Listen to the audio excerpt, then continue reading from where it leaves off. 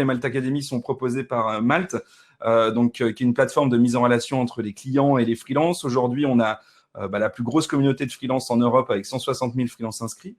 On a la chance aussi de travailler avec plus de 90 000 clients. Et on est fiers aujourd'hui de vous présenter justement ces Malte Academy en fait, qui ont été mis en place pour lutter un petit peu contre l'isolement et pendant cette période un peu difficile de Covid-19. Même si ce n'est pas fini aujourd'hui, ça va un petit peu mieux, mais on continue toujours ces formats un peu webinars pour continuer à former notre communauté et la communauté des speakers. Voilà, pour moi c'est bon. Je vais vous laisser en compagnie de Laurent qui va vous parler justement de Lean Startup. Je vous souhaite une très bonne Malte Academy et on se voit à la fin. Salut.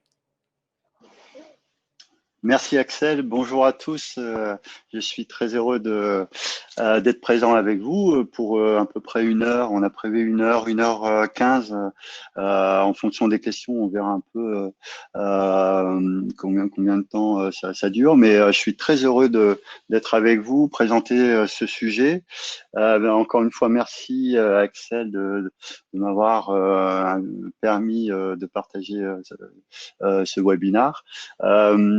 Je vais me présenter rapidement et on va rentrer dans le vif du sujet. Donc, je suis Laurent Meurice, je suis Stimi Toulouse depuis 10 ans. J'ai travaillé dans un incubateur de start-up à Toulouse. Depuis maintenant 6 ans, j'ai créé mon entreprise, Culture Startup, qui accompagne les entreprises.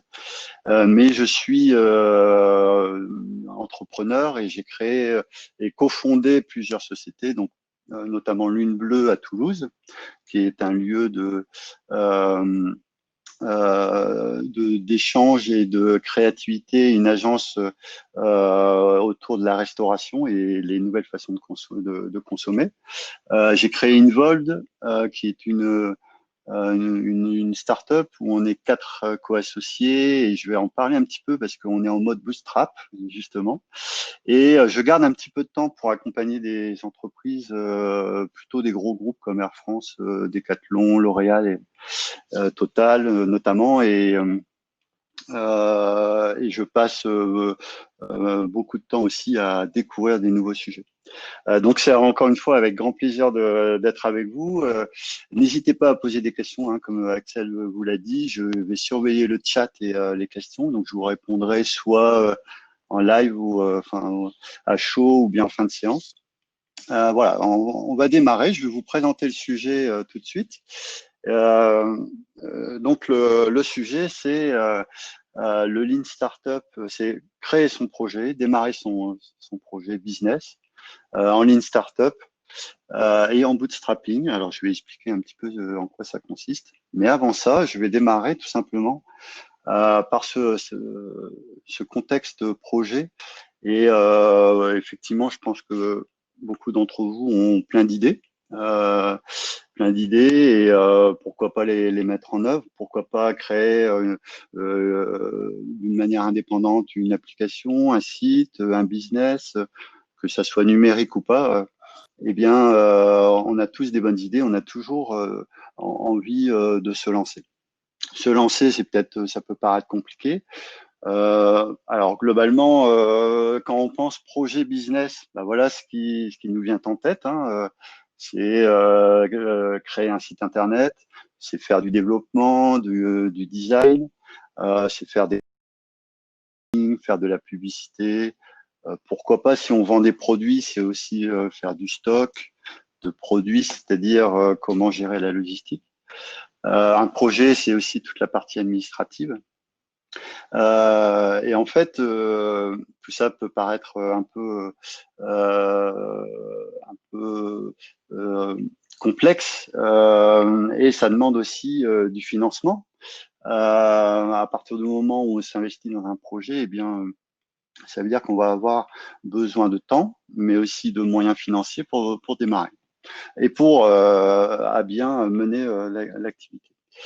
Alors, d'une manière traditionnelle, hein, si on demande à une personne, mais comment tu vas créer ton projet, comment tu vas te déployer, eh bien, on pourrait avoir les étapes suivantes, c'est-à-dire identifier mon logo, mon nom de société, mon branding en quelque sorte, identifier les premiers fournisseurs, développer le site internet. Ensuite, pourquoi pas avoir un site e-commerce et puis développer les premières briques pour pouvoir expédier les produits ou bien fournir le service attendu. En général, cet enchaînement peut prendre du temps et au final, les premières ventes, eh bien peut-être que ça va être dans 6 mois parce que vous allez passer beaucoup de temps. Et la problématique, c'est que si dans 6 mois ça se passe pas bien, eh bien vous aurez perdu tout ce temps-là. En fait, la philosophie, c'est qu'effectivement, quand on crée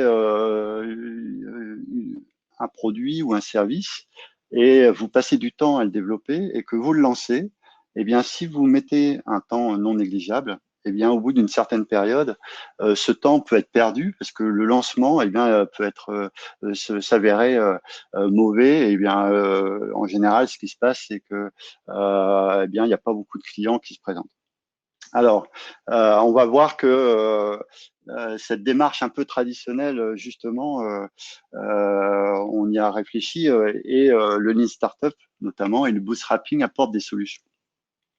Alors, la philosophie en fait du sujet, c'est que si on passe du temps pendant 3 à 6 mois pour créer son projet, on le lance et ça marche pas, eh bien, on peut considérer que c'est un échec et surtout un échec coûteux.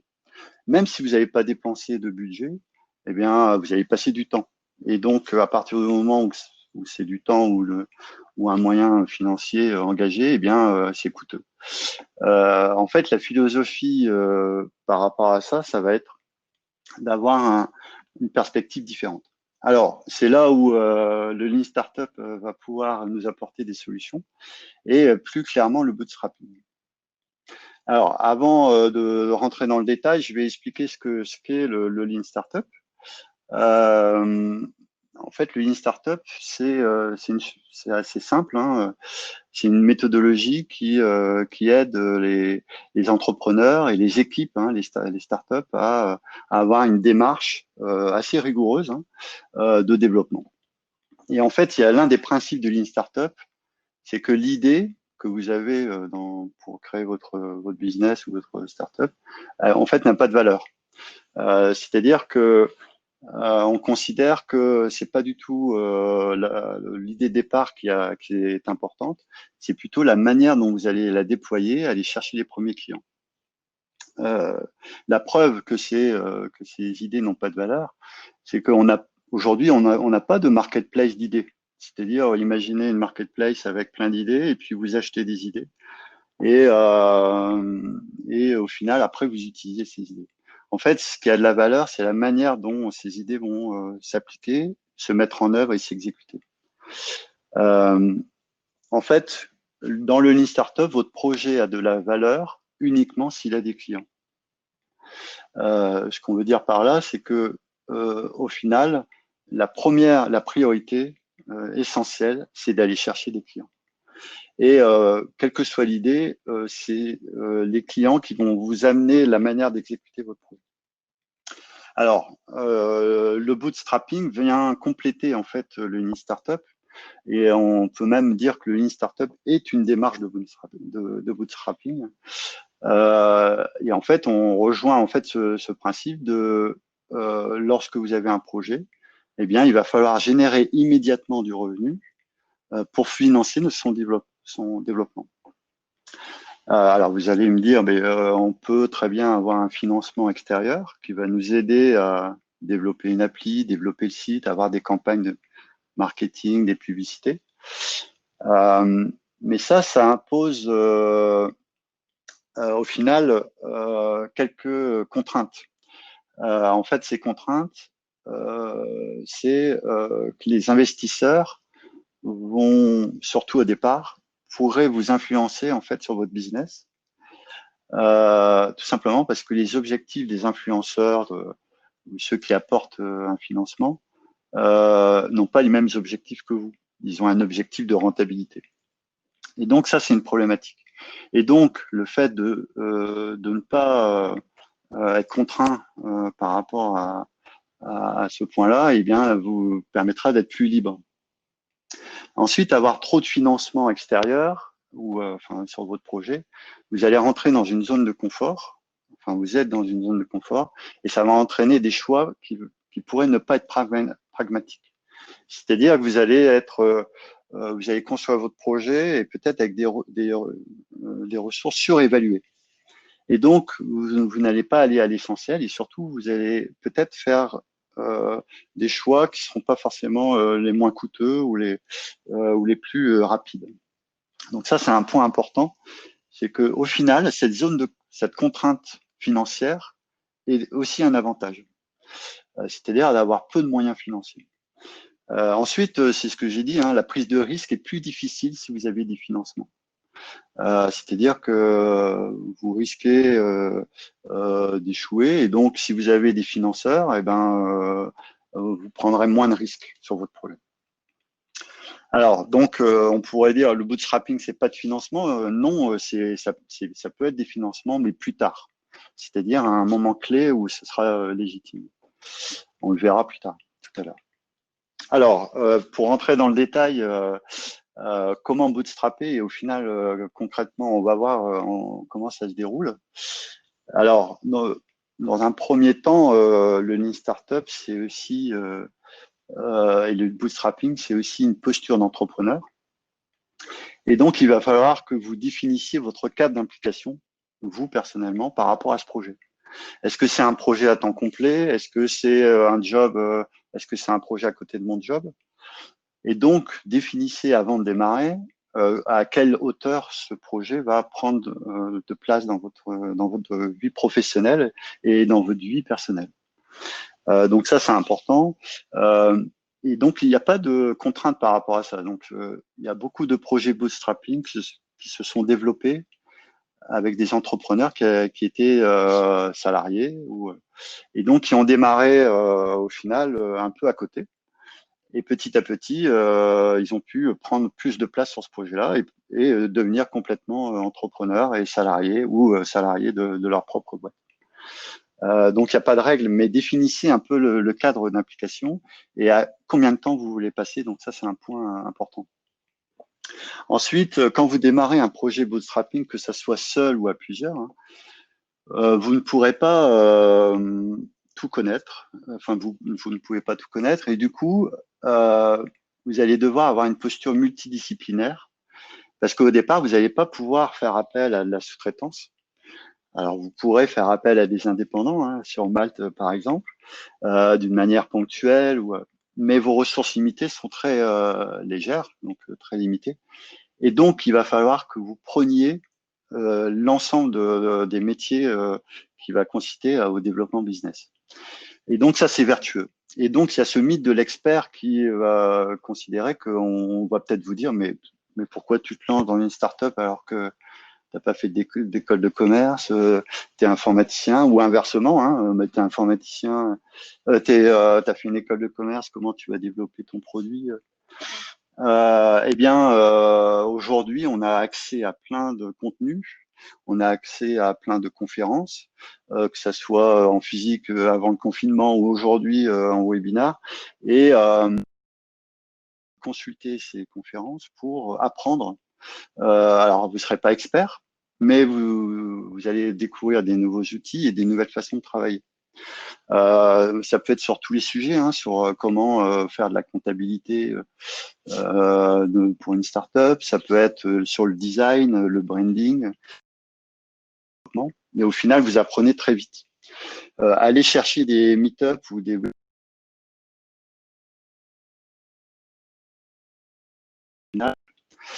vous faites des découvertes et vous apprenez rapidement. Alors, vous démarrez. Le conseil que je peux vous donner aussi pour être rassuré sur le cadre de votre intervention, c'est de vous fixer une date limite. C'est-à-dire que vous avez un projet pour éviter d'évoquer le sujet comme étant quelque chose dans lequel vous êtes complètement dans l'inconnu. Fixez-vous une date limite de client. C'est-à-dire, je lance mon projet Et si j'ai pas de client avant le 31 juin ou le 31 juillet, peu importe, mais à court terme, j'arrête ce projet. Ça, en fait, ça vous donne aussi un cadre où vous allez obligatoirement vous lancer et être engagé complètement dans ce projet-là par rapport au temps que vous avez investi. Donc, fixez-vous une date limite de client et ça vous permet de créer au final une échéance de succès et à court terme. Alors, alors, je regarde si la connexion se passe bien. Oui. Pas de statut.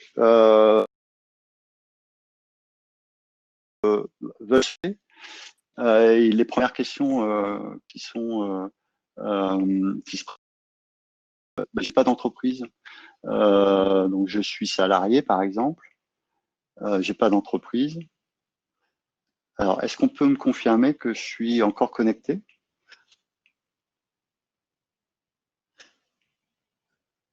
Ok. Est-ce que je suis connecté? Oui, c'est bon. Désolé.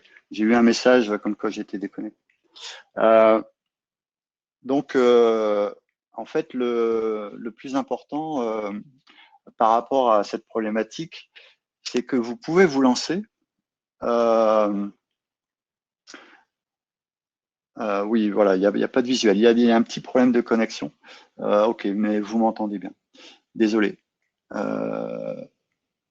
Donc, surtout, il n'est pas nécessaire d'avoir des statuts d'entreprise déposés au greffier pour démarrer votre activité. Tout d'abord, vous pouvez vous mettre en tant qu'auto-entrepreneur ou vous pouvez aussi ne pas facturer dans l'immédiat. Ah oui, vous n'avez plus partage d'écran. Alors, je vais du coup vérifier le partage d'écran. Ok, j'ai compris. En fait, comme ça a coupé. Ok. Voilà. Donc là, je suis repartager mon écran. Donc en fait, la philosophie, c'est aller voir vos clients, vendez d'abord et créez votre entreprise après. Donc comme je le disais, tout aujourd'hui vous permet de vendre sans forcément avoir un statut. Alors, vous pourrez avoir la limite de ne pas facturer dans l'immédiat, mais en tout cas, ne faites pas les phases obligatoires de créer une entreprise et ensuite développer votre idée. Ok, donc on se lance, ça y est, j'ai mon projet, je le lance en bootstrapping, je vais démarrer et puis je suis très motivé et donc je suis parti. Alors, beaucoup d'entre vous connaissent cette petite métrique, hein, on ne sait pas si elle est vraie ou elle est fausse, mais 9 startups sur 10 échouent. Donc ça, c'est un constat intéressant, c'est que au final, vous vous lancez, mais il y a toutes les bonnes statistiques, ou les mauvaises pour vous dire que ça va être compliqué. En fait, il y a un petit dicton intéressant, c'est que donc c'est Chris Brown qui avait fait une conférence sur le sujet. Seek to success is, c'est-à-dire que le secret pour avoir une startup qui démarre et qui fonctionne, c'est de pouvoir faire des échecs avec un coût réduit. Et donc votre startup, votre projet, doit pouvoir rencontrer des échecs, mais avec un coût réduit. Donc ça, c'est le point le plus important. Et donc, ça va entraîner toute une stratégie particulière. Donc, on peut se planter, il va falloir se planter d'ailleurs, il va falloir rencontrer des échecs, peut-être voilà, pas de vente, que du négatif, mais il faut que ça reste à faible coût. Et donc, il faut que ça soit rapide. Ce petit schéma d'exploration me résume très bien la situation. Partout où il y a des croix ici sur ce schéma, c'est des échecs. Et à un moment donné, on va trouver la solution. Eh bien, chacune de ces branches est un échec. Et donc, imaginez bien si chacune de ces branches était coûteuse, eh bien, votre projet n'ira jamais très loin. Et donc, vous devez avoir une structure de coût très, très basse, c'est-à-dire quasi inexistante. Alors, vous me dites que le schéma, effectivement, n'est pas visible. Alors oui, la qualité n'est pas terrible. Ok. On ne voit pas le schéma. Ah, alors, j'essaye de repartager. Oui, alors l'échec fait partie de l'apprentissage. Donc, j'en marque effectivement. Ah, vous voyez deux voitures. En fait, c'est pas encore à jour.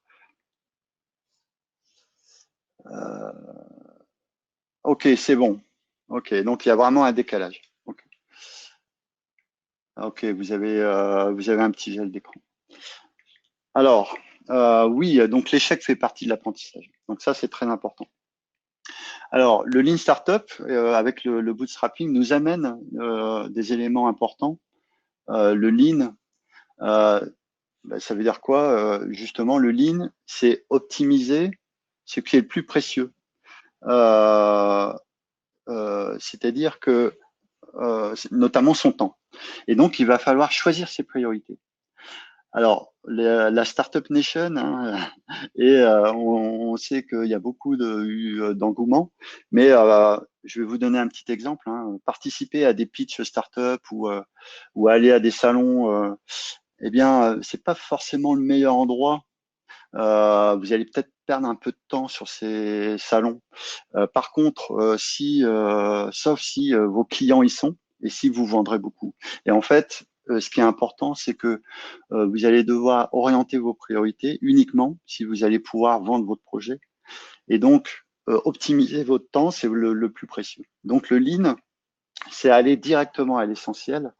Et tant que vous n'êtes pas dans une structure où vous avez des clients et qui arrivent régulièrement, eh bien, allez chercher ces clients tout le temps. Et donc, ça, c'est un point important par rapport à la démarche. Dans le lean aussi, c'est ne faites pas 10 choses en même temps. Dominez d'abord le sujet en cours avant d'en ouvrir un nouveau. Donc ça, c'est essentiel. C'est-à-dire que on a toujours tendance, quand on démarre une activité, à vouloir tout faire. On a plein d'idées et au final, on ne fait rien ou on ne s'adresse à personne. Donc surtout, focalisez-vous sur ce qui est le plus important. Écoutez les avis et concentrez-vous, focalisez-vous sur le plus important et ce qui marche le mieux. Et de la même manière, ne développez pas ce qui existe déjà, utilisez ce qui est disponible. Donc l'innovation frugale, hein. Donc ça fait partie du bootstrapping. Et ça, on va le voir, c'est vraiment un état d'esprit particulier. Alors, beaucoup d'entre vous qui connaissent un peu la discussion de start-up et notamment les les sujets qui ont été partagés par Y Combinator. Il y a une petite phrase qui s'appelle Do things that don't scale. Le bootstrapping est l'une des meilleures approches qui applique cette phrase, hein, do things that don't scale, c'est-à-dire faites des choses qui seront pas forcément pérennes. Donc, je vais vous expliquer. En fait, d'une manière assez simple, dans votre projet, il va falloir démarrer manuellement. C'est-à-dire que vous n'allez pas pouvoir développer tout de suite quelque chose de terriblement efficace ou qui est directement applicable à des milliers de clients. Donc, do things that don't scale, ça veut dire qu'au départ, il va falloir le faire manuellement.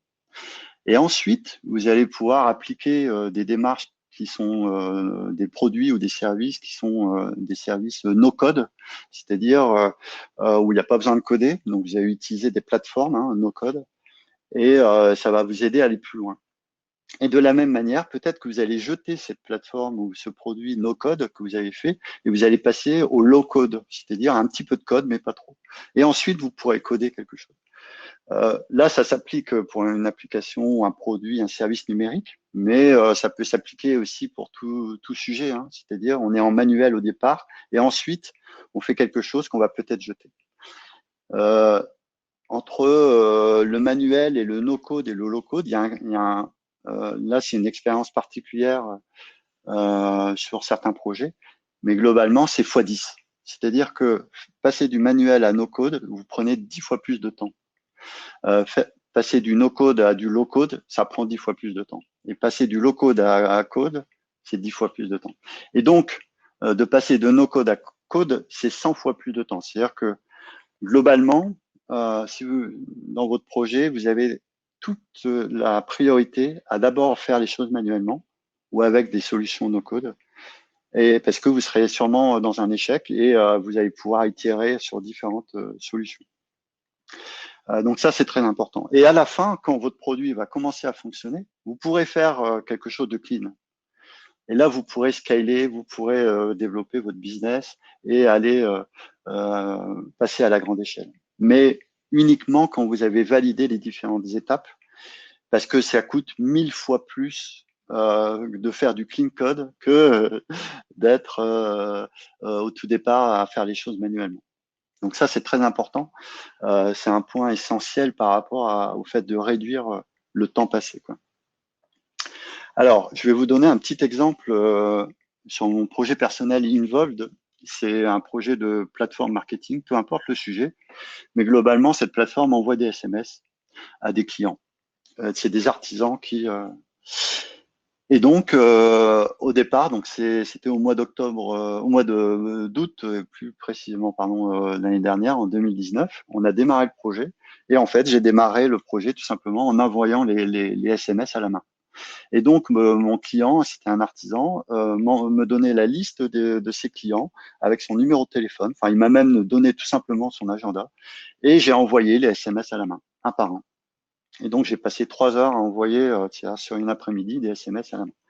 Et ces SMS, c'était tout simplement pour qu'il laisse un avis sur Google.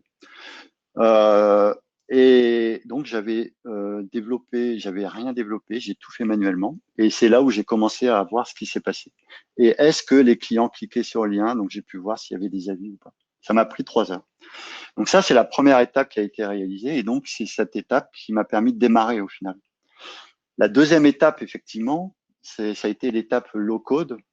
Là, dans cette suite, eh bien, ça a bien fonctionné et donc on a décidé d'aller un peu plus loin. J'ai passé un petit peu de temps, donc j'ai passé un peu de temps pour développer une plateforme un peu plus avancée. Et donc, on a passé du temps, on a passé 5 jours à développer une plateforme avec Zapier, Twilio, Google et Trello. Peu importe la plateforme, mais globalement, j'ai utilisé des briques qui étaient toutes existantes. Et en fait, j'ai rien inventé par rapport à ça. J'ai simplement fait de l'interconnexion. Donc Zapier, je vais en reparler, mais globalement, c'est un excellent outil pour faire du low-code. Alors pourquoi low-code? Parce qu'il y a quand même un petit peu de code, mais très très léger. Il doit y avoir dans cette phase-là une dizaine de lignes de code maximum. Et ensuite, donc là, en début d'année, on a commencé à développer donc des microservices sur Amazon Web Services. Et ça a été les premières phases de code. Mais attention, ce code n'était pas clean du tout. C'est-à-dire que c'était un peu du code rapide, hein, MVP. Mais ça nous a permis de démarrer. Et effectivement, pendant un mois et demi, on a développé cette plateforme-là.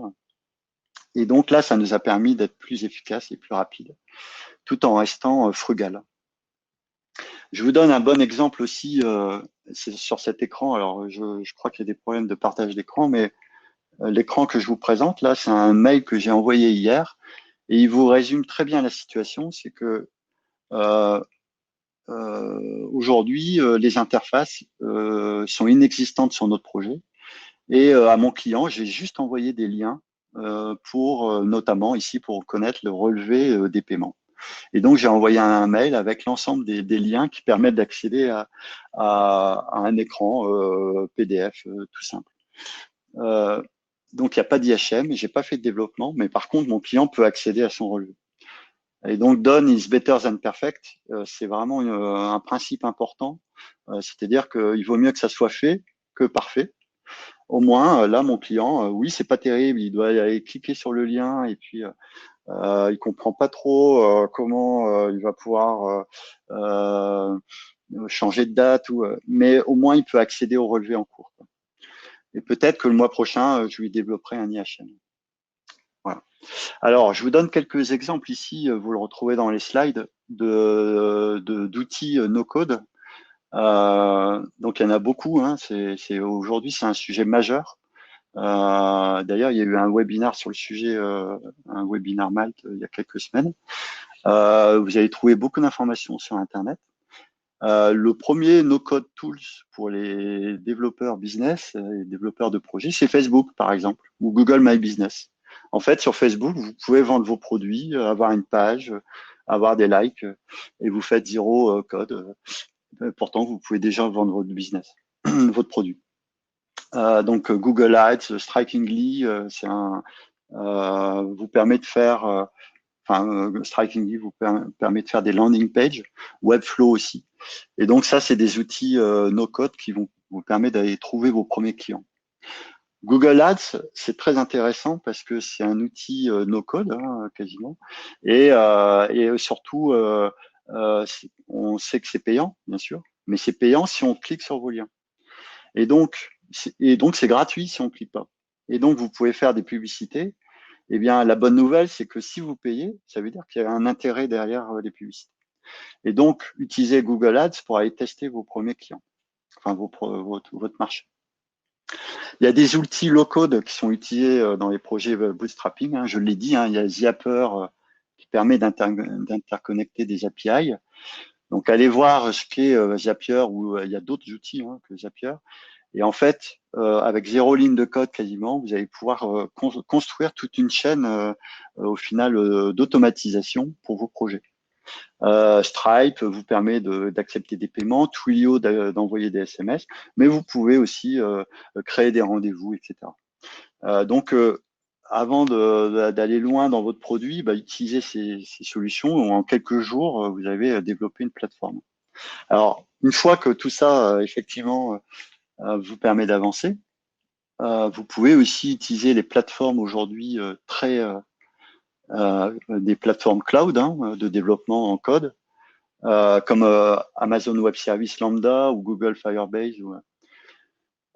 Et je peux vous dire que le challenge possible d'une personne qui connaît Amazon Web Services Lambda peut vous faire un Hello World en quelques minutes. Hello World, c'est-à-dire un premier service web en quelques minutes. Alors que si on passait par un serveur dédié, etc., ce serait un peu plus long.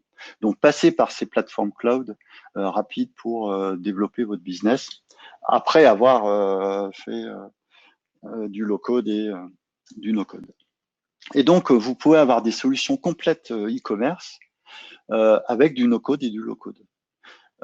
Vous pouvez gérer votre logistique, votre prise de commande sans ligne de code. Et donc là, on est dans le cœur du bootstrapping, c'est-à-dire on se développe rapidement avec un coût très très faible.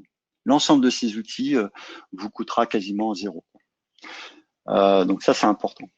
Alors, ok, donc le principe est là. On a des principes de démarche de développement rapide.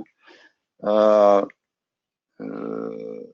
qui est intéressant, c'est effectivement, je regardais les questions, je vais répondre en fin de session, la question qui a été notée. Alors, la première chose, comme je vous l'ai dit, c'est aller obtenir votre premier client. Il y a une chose incroyable qui s'est passée dans l'incubateur Y Combinator et qui a d'ailleurs inspiré le Lean Startup. C'est une démarche qui s'appelle l'installation Collison. Donc, c'est une démarche un peu disruptive. Elle a été utilisée elle a été un peu initiée par Stripe, donc qui est le leader du paiement bancaire. Et elle a aussi été utilisée par Airbnb ensuite. Et Y Combinator a d'ailleurs mis en œuvre complètement cette démarche. Et en fait, l'installation Collison consiste d'une manière très simple à aller chercher les premiers clients et aller volontairement et manuellement engager le client dans le produit. Et donc, le petit exemple très simple, c'est que Stripe allait voir des prospects, donc c'était des startups, et allait les voir, et la startup lui dit « Ah ouais, ça m'intéresse ». Et en fait, Stripe, ce qu'ils ont fait, au lieu d'envoyer un lien et de dire « Bon, tu vas t'inscrire », ils ont dit si tu veux, je t'inscris maintenant et je prends ton ordinateur et on va faire l'inscription ensemble. Et je te montre et voilà, il était inscrit. Et en fait, les cofondateurs de Stripe ont commencé à aller voir toutes les startups de Y Combinator. Ils se sont assis avec les fondateurs et ils ont, avec eux, sur leur ordinateur, créé l'inscription Stripe et les premières connexions. Donc, en fait, l'inscription s'est faite grâce aux fondateurs de Stripe. Et en fait, on est dans un mode manuel pur, c'est-à-dire que ces premiers clients ont vraiment été obtenus parce qu'il y a eu une présence physique réelle où on a pu créer un engagement direct. Parce qu'à l'époque, Stripe n'existait pas et il fallait aussi engager les clients et même s'ils n'hésitaient pas, eh bien, on leur a permis de s'inscrire. Airbnb a fait exactement de la même manière avec ses premières ventes, enfin, ses premières mises en relation. Elle a dû y aller petit à petit en prenant les premiers hosts et les premiers guests un à un manuellement. Donc ça, c'est important. En fait, ça nous emmène à parler de la traction de votre business. Eh bien, cette traction, un peu comme les vieilles voitures de 1911, eh bien, il fallait la démarrer manuellement. Eh bien, donc de tourner la manivelle. Et cette manivelle, une fois que c'était enclenché, eh bien, la voiture, elle tournait. Eh bien, votre business, exactement comme Y Combinator l'a fait avec les startups, ces premières startups, eh bien, aujourd'hui, vous devez le faire avec votre business. Donc, vous allez devoir démarrer manuellement vos premiers clients sans forcément avoir de site internet. Vous allez aller les voir tout de suite et vous allez discuter avec eux et enclencher en fait les premiers clients, les premières commandes. Alors, pour ça, je vais décrire très rapidement les techniques qui sont issues de ce sujet. Ça s'appelle les techniques du MVP. Donc, c'est le Lean Startup va vous donner des démarches précises pour enclencher manuellement vos premiers clients. Et donc, ces démarches, elles ont un nom, hein, vous allez la retrouver sur Internet. Donc, si vous tapez Lean Startup MVP, donc MVP, ça veut dire Minimum Viable Product. Et donc, c'est vendre avec un produit minimal, quasi inexistant.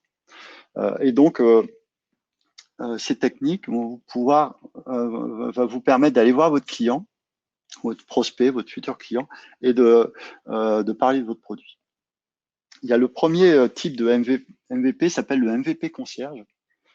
Eh bien, comme je l'ai dit là avec Stripe, eh bien, le principe a été est de réaliser complètement manuellement l'opération. Et donc, c'est de fournir le service manuellement pour chaque client. Je vais vous donner un exemple concret. C'est la startup Moi Chef qui est passée dans l'incubateur toulousain auquel j'ai travaillé et aujourd'hui qui se développe et qui a des nouveaux services. Donc, petit clin d'œil à Moi Chef qui se développe toujours. Mais pour démarrer, elle a utilisé le MVP concierge. En fait, le Moi Chef, le concept consiste simplement à délivrer des box haut de gamme de chef étoilé avec une recette de chef étoilé à domicile. Et donc, au départ, ce qui s'est passé, c'est qu'au lieu de monter toute une logistique particulière, eh bien, Moi Chef a pris rendez-vous avec un chef, elle a pris la recette du chef qui a fait le plat sous ses yeux. Moi Chef a fait une landing page qui présente le concept. Avec les premières commandes, ils ont acheté les produits. Les quelques produits des quelques clients. Et donc, ils ont livré ces premiers produits eux-mêmes et ils ont pu tester. Donc, en quelques jours, en quelques semaines, ils avaient déjà livré leurs premiers produits et testé le concept. Et donc, on est très loin d'avoir imaginé toute une chaîne logistique ou marketing par rapport à ce sujet-là. Alors, ensuite, il y a un deuxième exemple que vous connaissez. Alors, il y a une question, est-ce que le fait d'aller voir un client sans site, sans trop de support, ne nuit pas à notre image professionnelle? Alors ça, c'est une question effectivement importante.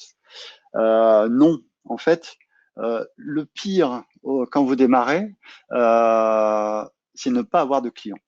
de toute manière, déjà, si vous avez un premier client, eh bien, c'est une bonne nouvelle. S'il est déçu, c'est pas grave, vous allez revenir vers lui, mais vous allez pouvoir discuter. Peut-être que ça va nuire à votre image parce que votre site n'est pas parfait et qu'il démarre. Mais au final, il vaut mieux avoir un premier client auquel vous allez pouvoir discuter et faire des premières ventes plutôt que pas de client. Et donc, il faut démarrer très rapidement. Et donc, ce qui va compter le plus, c'est de fournir le produit à ce client. Et certes, il n'y aura pas tout le branding autour, l'image qui est associée, mais par contre, votre client aura son produit. Et au final, ça va être la clé du démarrage, c'est que il a toutes les chances qu'il soit satisfait. Alors, il va bien comprendre que vous êtes une startup qui démarre, mais en tout cas, il va être ce qu'on appelle early adopter, hein, c'est-à-dire ça va être un client qui va comprendre que vous démarrez et il va vous donner des bons conseils. Et donc, en général, quand on démarre, les clients sont très collaboratifs et vont surtout vous amener vers le deuxième client. Par rapport à la démarche MVP, il y a la startup Zappos qui a été la première startup aux États-Unis qui a mis en vente des chaussures sur Internet. Avant Zappos, il n'y avait aucun site de vente de chaussures sur Internet. Il n'y a personne qui y croyait. Eh bien, le concept assez simple a été de faire un blog. Donc, le fondateur de Zappos a fait un blog. Il a mis une photo de chaussures. Il a fait une promo dessus, moins 20%. Et en gros, il a envoyé cet article de blog à son réseau et il a commencé à avoir des premières commandes. Et en fait, par ça, il a pu acheter la chaussure, l'envoyer. Alors oui, c'était à perte. Il a perdu 20%.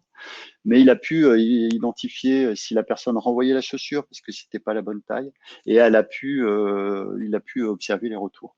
Et c'est comme ça que le business de Zappos a démarré, par ce MVP conserve. Donc ça, en fait, les MVP sont d'excellents moyens d'échouer rapidement, mais surtout de tester vos premiers clients très rapidement. Avec peu de moyens. Alors, il y a d'autres démarches, le magicien d'Oz notamment, je ne vais pas le décrire aujourd'hui, mais allez le voir sur Internet. Et il y a d'autres types de MVP qui vont me permettre de démarrer. Profitez de la première vente vis-à-vis de ses clients pour questionner. C'est-à-dire que ce qui compte au début, c'est questionner et obtenir des premiers retours. Il y a un principe dans le Lean Startup très intéressant, c'est que les retours vont vous permettre d'adapter le produit et surtout de pivoter votre business. Et donc, notamment, si vous vendez une chaise rouge, peut-être que vos clients vont vous dire ben non, ça m'intéresse pas. Par contre, une rouge m'intéresse pas. Par contre, une verte, je suis preneur. Et donc, j'ai eu le cas moi-même sur le projet Involved où on proposait des solutions de paiement. Et au final, le client m'a lui-même proposé une innovation qui était bien plus intéressante que ce que je lui proposais. Et donc, grâce à cette discussion, vous allez pouvoir vraiment être dans le cœur du métier de vos clients. Alors, vous n'avez peut-être pas un produit parfait, hein, mais c'est compliqué. Est-ce que le son est toujours disponible? Bon. En fait, vous n'avez peut-être pas le produit parfait pour démarrer. Par contre, parce que c'est compliqué d'avoir le produit parfait sans ressources financières importantes. Par contre, vous pouvez offrir un service hyper réactif. En fait, offrir un service hyper réactif à l'échelle d'une startup qui démarre ou d'un projet qui démarre, c'est gratuit et en plus c'est vertueux. Donc ça c'est important parce que déjà c'est très lean dans la démarche, c'est-à-dire que au final, si vous offrez un service très réactif, peut-être que votre premier client va vous apporter d'autres clients. Donc la customer support is the new marketing. Si vous avez des clients satisfaits, ils vont vous amener des nouveaux clients. Et du coup, ça vous évite d'avoir aussi cette campagne marketing qui peut effectivement être remplacée par des clients promoteurs. Je vous conseille le livre L'obsession du service client, qui est un ancien de Captain Train, qui explique en fait cette démarche où les clients au final amènent des nouveaux clients. Voilà, donc notez les surprises et surtout adaptez votre produit en fonction des premiers retours. Vous n'avez pas besoin de beaucoup de clients pour démarrer. Vous avez besoin de quelques-uns qui adorent votre produit. Et donc, avoir 1, 2, 3 clients qui vous adorent, qui adorent votre produit, va vous permettre de bien démarrer. Voilà. Et une fois que vous avez ce premier produit, eh bien, vous allez pouvoir aller plus loin. Voilà, justement, je voudrais vous parler de cette partie de croissance produit qui va être le cœur de la démarche bootstrapping. Donc là, on considère qu'on a un produit, on a commencé à aller voir nos premiers clients, on a quelque chose qui commence à s'enclencher, une traction manuelle qui commence à fonctionner. Et bien maintenant, il va falloir croître. C'est-à-dire que votre produit il fonctionne, vos clients sont satisfaits, mais il va falloir faire du x10, x100, x1000, voire plus. Et donc, le bootstrapping amène une stratégie par rapport à ça. Alors, les premiers clients, le ratio économique au départ n'est pas bon. C'est normal. Donc, détendez-vous, c'est normal. Peut-être que vous êtes même à la limite de perdre de l'argent. Et donc, la démarche du bootstrapping va être justement d'optimiser cette marge parce que vous n'avez pas de financement. Si vous n'avez pas de financement, si vous n'avez pas de marge, eh bien, vous mourrez dans quelques mois. Et donc, vous allez devoir identifier une marge, vous allez devoir aller chercher une marge importante. Au départ, c'est pas le cas. Donc, c'est normal, mais il va falloir aller créer une stratégie dédiée.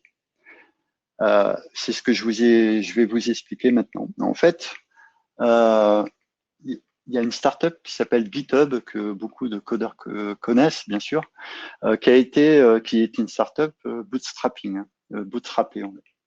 Donc, le fondateur nous a donné quelques conseils sur ce sujet. Il nous a tout simplement évoqué le principe que, comptez chaque dollar avant que votre business soit profitable. Et surtout, focalisez-vous sur les choses qui sont les plus importantes au lieu de perdre du temps sur votre site ou les technologies. C'est-à-dire que votre produit doit être vraiment une machine qui va apporter des nouveaux clients et créer de la marge. Donc ça, c'est un point très important. Alors, il y a deux aspects très simples, c'est les coûts et les gains. On n'a rien inventé par rapport à aujourd'hui. Et donc, le bootstrapping, ça va être de réduire les coûts. Pour réduire les coûts, c'est aussi réduire le temps. Et si vous démarrez un business, eh bien, ce qui va vous prendre du temps, c'est des choses inutiles pour votre business. Par exemple, tout ce qui est comptabilité, facturation, paiement. Et donc, vous devez automatiser toutes ces notions, tous ces sujets. Parce que en tant que fondateur ou même de codeur, vous n'aurez jamais de la valeur sur ces sujets. Donc, automatisez.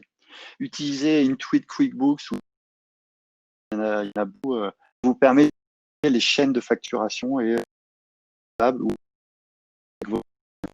utilisez vous y appuyez une fois pour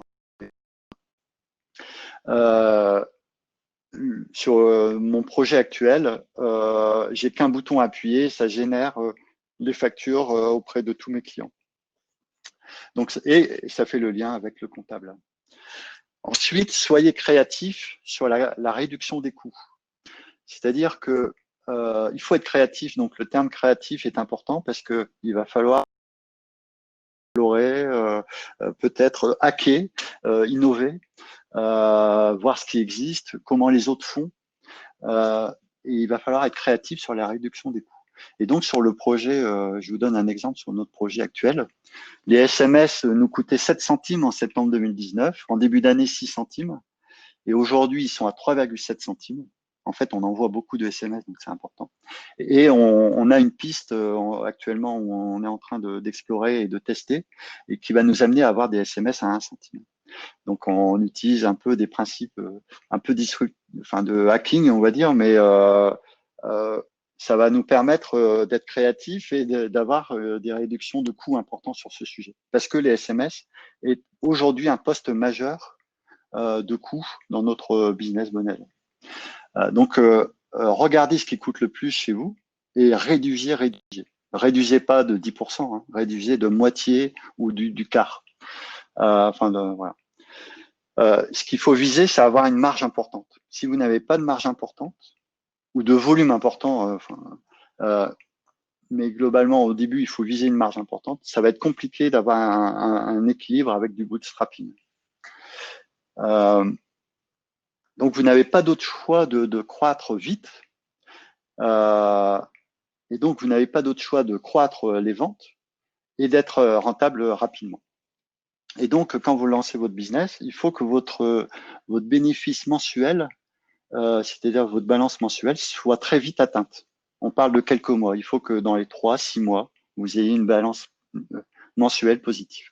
Une fois que vous avez votre balance mensuelle positive, là, vous pouvez commencer à développer à l'échelle votre business. Alors, pourquoi croître? Pourquoi aller chercher cette croissance? Eh bien, c'est pour se payer, pour développer le business, avoir payer les charges, mais c'est aussi pour investir dans votre business. Et comme vous n'allez pas chercher des financements à l'extérieur, eh bien, vous devez vous-même investir dans votre propre produit. Donc, en fait, vous devez aller chercher des marges dans votre marge. Il y a une partie de cette marge qui va vous servir à investir dans votre propre produit. Vous êtes le propre financeur de votre produit en quelque sorte. Et donc, il faut vraiment aller chercher constamment cette croissance. Voilà. Alors, c'est paradoxal. Hein, aujourd'hui, on parle aussi de projets. On se pose des questions. Est-ce que la croissance d'un produit est soutenable et éco-responsable, etc. Ici, on parle bien d'un business bootstrapping où vous êtes seul à développer ou en équipe à développer votre business. Et donc, cette croissance va vous servir à avoir plus d'impact, quel que soit l'impact. Voilà. Voilà. Et donc, plus votre projet va avancer dans cette période de croissance, moins il y aura de développement produit, mais plus il y aura de développement client. Et donc, le produit en lui-même, c'est-à-dire votre offre, va devoir de plus en plus intégrer ce principe d'aller chercher des nouveaux clients. Je vais donner un exemple. Votre produit, votre produit va devoir être de plus en plus innovant pour aller chercher des nouvelles activations, de la rétention des clients et pour vendre des nouvelles options. Donc, on appelle ça l'activation, la rétention et le upselling. Et en fait, vous allez devoir être créatif pour activer de nouveaux clients, mais aussi pour qu'ils restent sur votre plateforme et ils choisissent des nouvelles options. Le churn, c'est tout simplement le nombre de clients qui partent. Il va falloir être créatif pour éviter d'avoir un taux plus réduit de churn, de clients qui partent. Donc ça, c'est très important. Dans le bootstrapping, il va falloir être créatif par rapport à l'ensemble de ces notions. Je regarde les questions. Alors, l'objectif, ça va être de se focaliser sur les features qui marchent et mettre de l'effort sur ce qu'on appelle le machine marketing, c'est-à-dire vraiment aller chercher des nouveaux clients. Voilà. Alors, quelques petits conseils rapides. Évitez les partenariats ou les marques blanches quand vous êtes une start-up ou un projet qui démarre.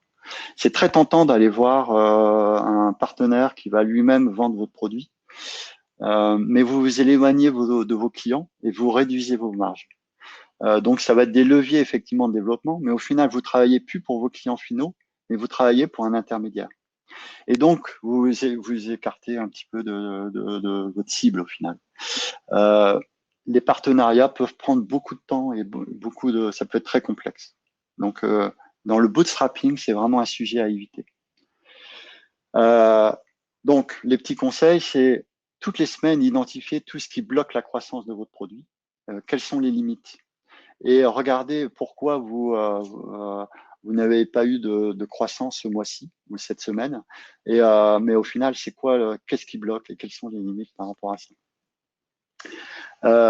Dans le B2B, particulièrement dans le B2B, soyez vigilant sur le temps que met à atteindre un nouveau client. Ça doit être une mesure.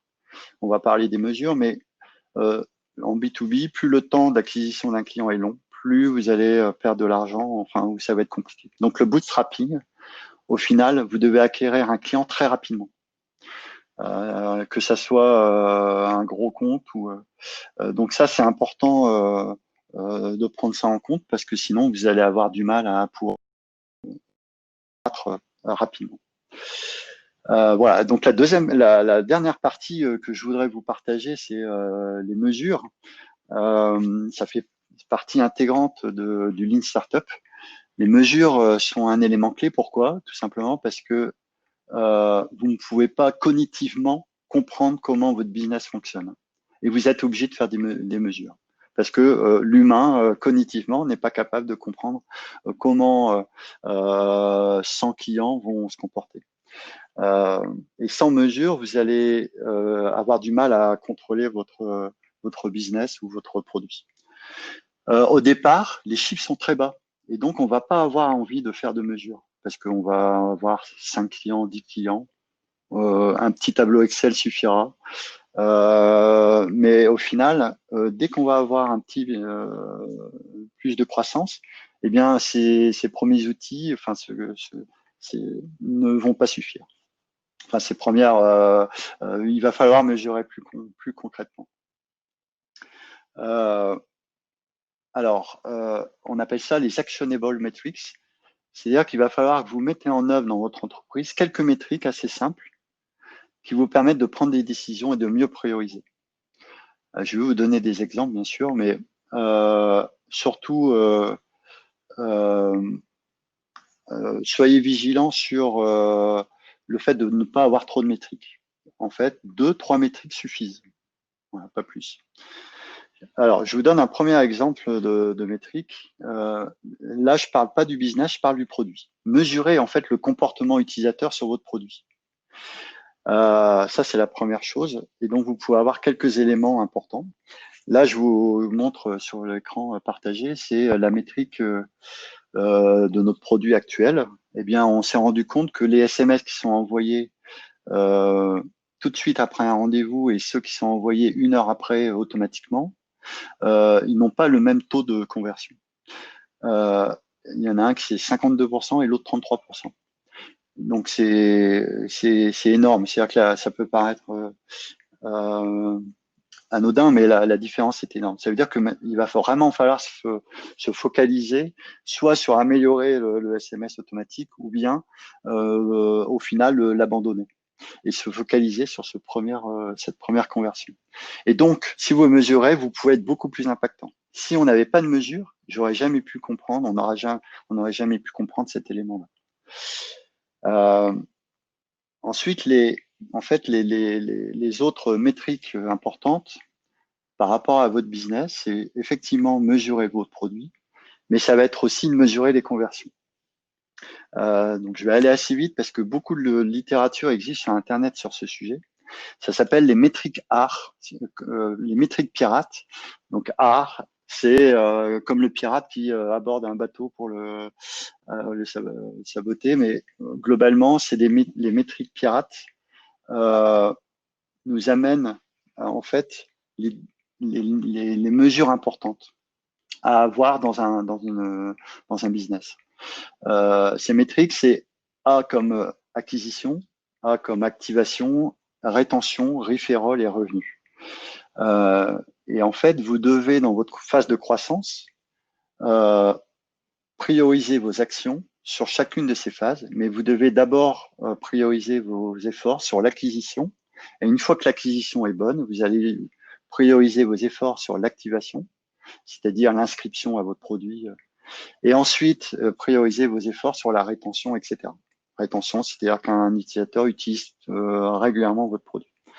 Et donc, ça sert à rien de faire des fonctionnalités ou de faire un site internet ou de créer un effort spécifique sur la rétention alors que votre activation n'est pas bonne ou l'acquisition n'est pas bonne. Et donc, optimiser chacune de ces étapes une par une. Une fois que vous avez une bonne activation, vous pourrez gérer la rétention. Voilà. Et donc, il y a des outils comme Mixpanel. Donc ça, c'est un exemple d'outil, mais il y en a bien d'autres, encore une fois, qui vont vous permettre de réaliser ces mesures. Donc l'écran là que je présente, ça mesure le tunnel de conversion. Encore une fois, hein, il y a différents outils, mais Mixpanel est bien focalisé sur ce sujet des métriques. Un outil comme Mixpanel va aussi vous donner des éléments de mesure de la rétention. Donc là, c'est un exemple sur cet écran où on va comprendre combien de temps en moyenne les clients restent sur votre produit et combien de temps ils l'utilisent. Donc focalisez votre effort là où la conversion est mauvaise. Voilà. Et donc, par exemple, pendant un mois, dites-vous que vous allez tester tel ou tel sujet parce que notre conversion n'est pas bonne. Alors, un dernier point sur les métriques. Je vais voir le chat. J'ai rien perdu. Donc, mesurez chaque semaine vos revenus et votre croissance. Donc là, je vais vous donner un exemple de métrique particulière qui s'appelle le MRR. Le MRR, c'est tout simplement le revenu mensuel. Ça a coupé, voilà, je pense que c'est bon. Donc le MRR, c'est le revenu mensuel. Donc vous devez avoir cette métrique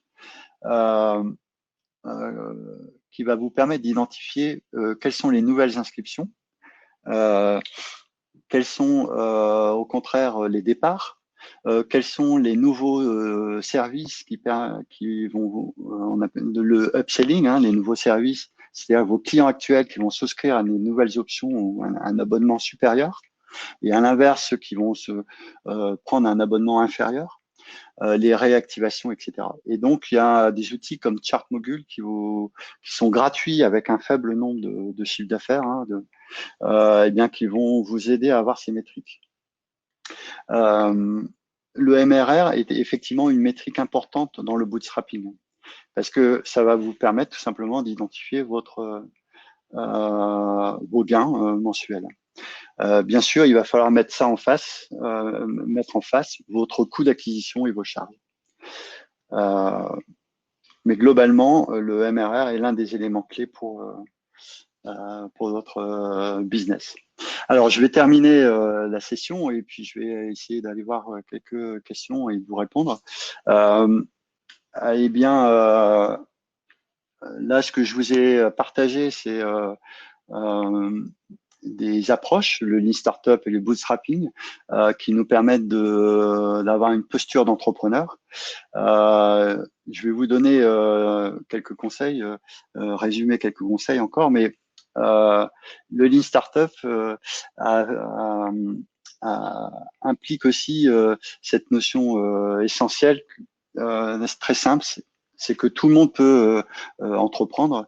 Et en fait, l'entrepreneuriat est partout. Que ça soit la boulangère ou boulanger de votre village, au plombier, mais aussi au chef d'entreprise, eh bien, l'entrepreneuriat est partout. Et donc, quelle que soit votre situation, c'est un peu le sujet de cette conférence aussi, hein, de ce webinar, c'est que même avec 100 $, 100 euros, vous pouvez démarrer. Et on a effectivement pu mesurer que c'est pas parce qu'on a un budget important que on va forcément mieux réussir.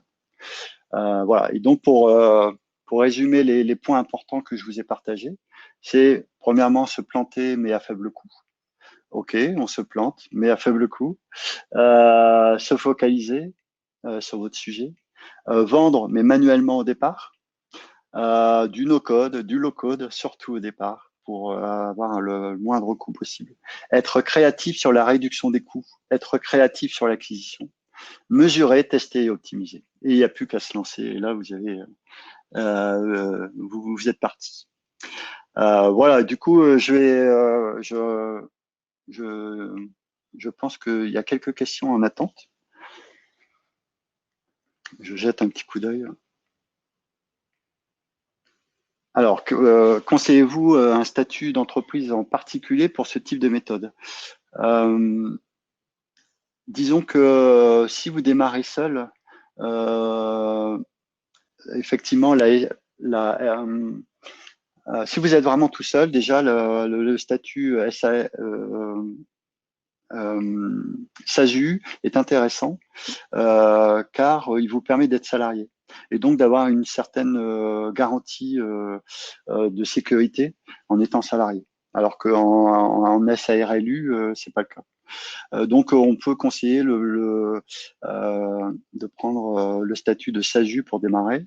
Et en plus, SASU, ça vous permet aussi de changer en SAS facilement et d'avoir des nouveaux co-associés. Et c'est plus facile qu'en SARL.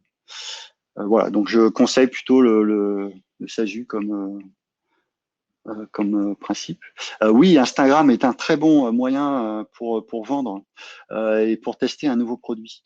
Facebook, Instagram et donc toutes les publicités faciles et on va dire peu onéreuses ça permet effectivement de tester en fait très rapidement. Par contre, n'oubliez pas que si on utilise Instagram, ça veut dire que c'est un canal auquel votre segment client se trouve. Utiliser Instagram pour viser une population particulière. Si vous visez des très jeunes, vous allez utiliser Snapchat ou d'autres médias. Par contre, si vous visez plutôt des catégories 40-50 ans, allez plutôt sur Facebook. Après, il y a plein de canaux différents et encore une fois, pour démarrer, ça peut être assez simple aussi d'aller de pouvoir participer à une newsletter ou à des forums de discussion ou rendez-vous physiquement au tout départ au lieu où se trouvent les clients. Donc voilà, mais effectivement, Instagram est un moyen qui va vous permettre aussi de mesurer ce qui se passe. Alors, question Mixpanel doit être associé aussi pour pouvoir exploiter les métriques. En fait, c'est assez simple. Mixpanel, comme tous les outils de métrique, vous devez mettre une partie de code dans votre site et ça va du coup, comme une sonde, ça va créer toutes les mesures nécessaires. Alors, on peut aller un petit peu plus loin en faisant des lignes de code pour déclencher un event particulier, un événement. Donc, il y a un tout petit peu de code, mais oui, il faut le placer au bon endroit dans vos sites. Mais par exemple, Strikingly permet de mettre du code et mettre du code Mixpanel.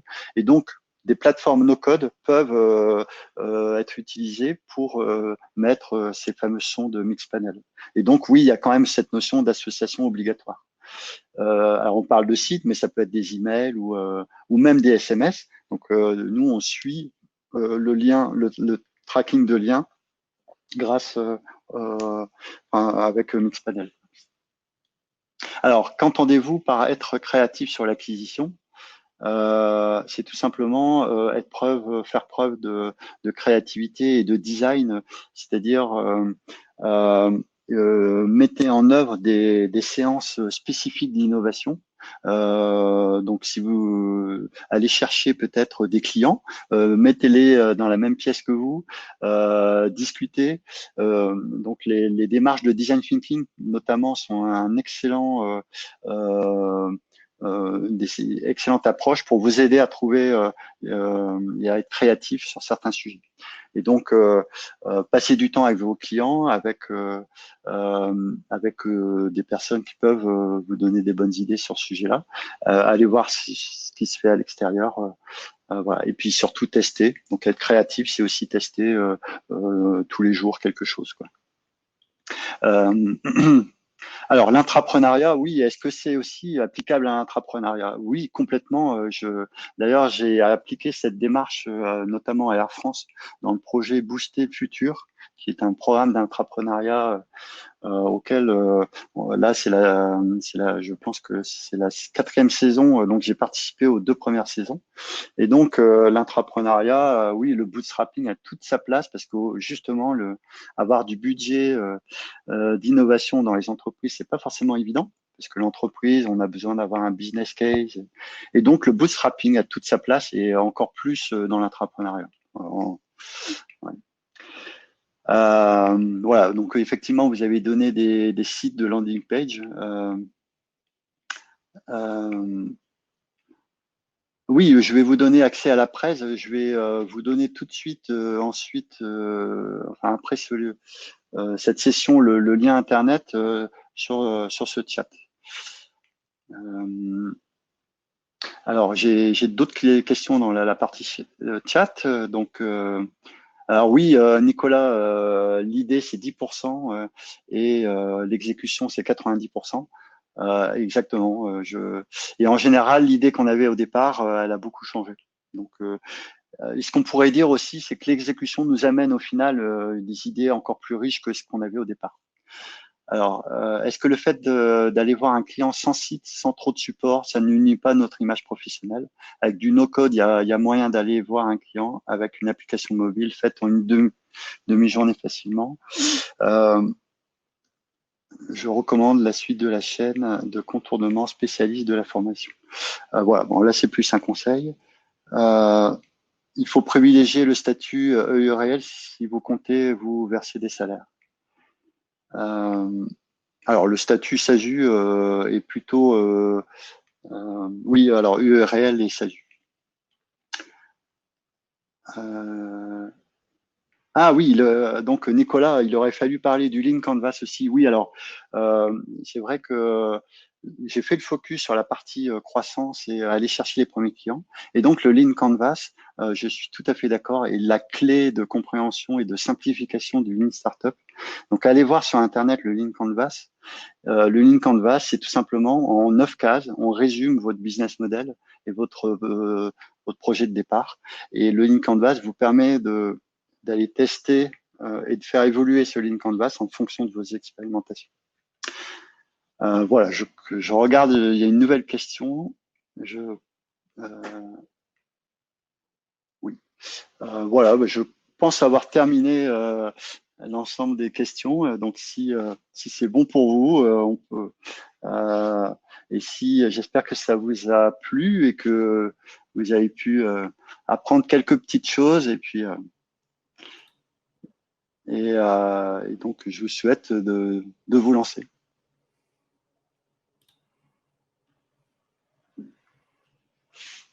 Merci à vous tous. Du coup, Allô, est-ce que vous Axel, m'entendez? Du coup, oui, normalement, ça doit être bon. Bah écoute, merci beaucoup, Laurent. C'était top. D'après ce ouais, que je vois dans le merci. chat, tout le monde est content.